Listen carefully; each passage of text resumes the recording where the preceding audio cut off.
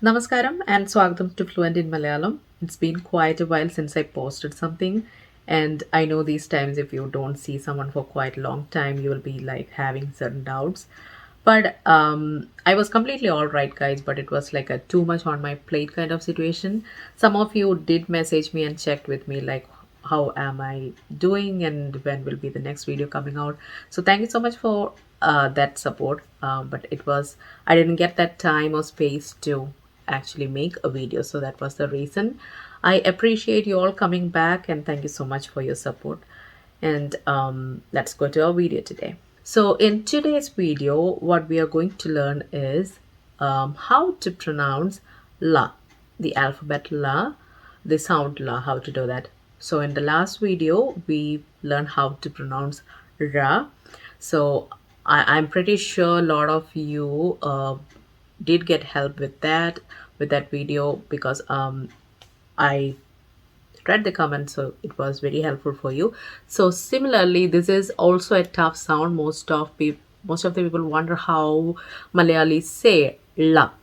So I'm going to teach it that the same way I taught you how to pronounce ra.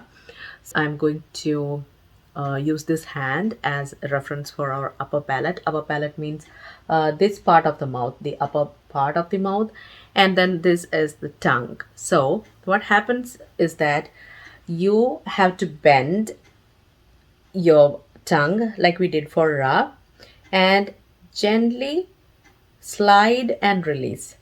So it will be like la, la, la, la, la.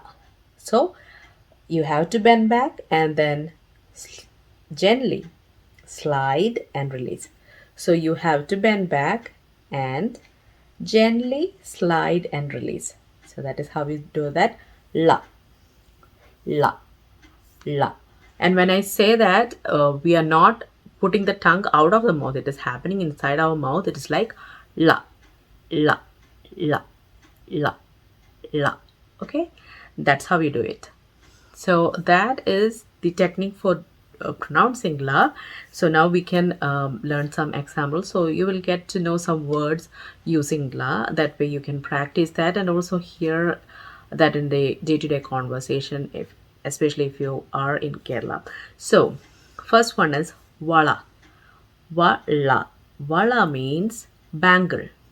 Bangle is wala. Second one is Thavala. Thavala. Thavala means, Thavala is frog. Thavala. Thavala. Next example is Vellam. Vellam. Vellam. So in Vellam there are two laws. So that is like double, so you have to stress there. Vellam. Vellam means water. So you have to say it. If you are in Kerala, you have to say Vellam at least one time in a day, right? So Vellam is water. Then Velli. Velli, we have learned this word. I have Velli. Velli is, it has two meanings actually. Velli is Friday, like Velli Archa, we say that for Friday, and also Velli is silver. So it's either Friday or if especially if it is like when you're talking about days, Velli means Friday. Otherwise, it is also silver. So Velli. It's just like Vellam, it also has two la's in it. So you have to stress it. Velli. Next one is Thalluka. Thalluka. Thalluka means to push. Thalluka. It also has got two la's in it. Thalluka. Okay. Thulli. Thulli is drop. Thulli. It also got two la's in it, so you have to stress. Thulli. Thulli. Thulli is drop. Thalam. Thalam is rhythm. Thalam is rhythm. Thalam. Thalam. Thalam. Next is Kovalam. Kovalam is a place, a very famous tourist destination in Kerala. Kovalam. Kovalam. Kovalam. So there are certain things that I would like to stress here. So I have seen some people substituting the sounds or the letters to make it a bit more easier. So here are some examples that where it goes completely wrong. So last time when we learned ra, we learned worry, the word worry, which means way or path. Okay, I have heard people saying like they substitute the ra in worry with la.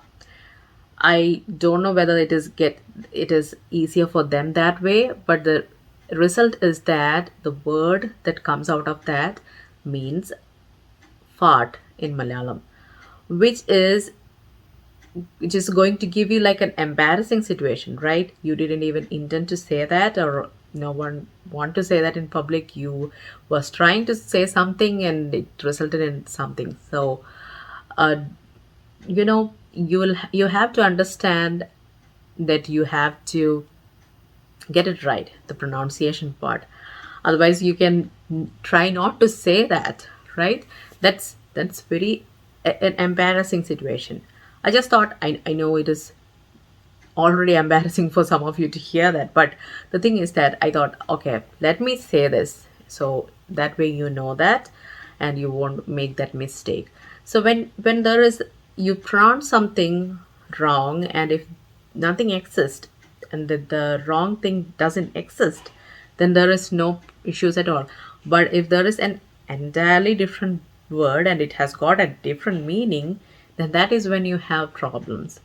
Another example in the same context, another example like this is Karikyuga and Kalikyuga. So Karikyuga or Karikyuga is eat.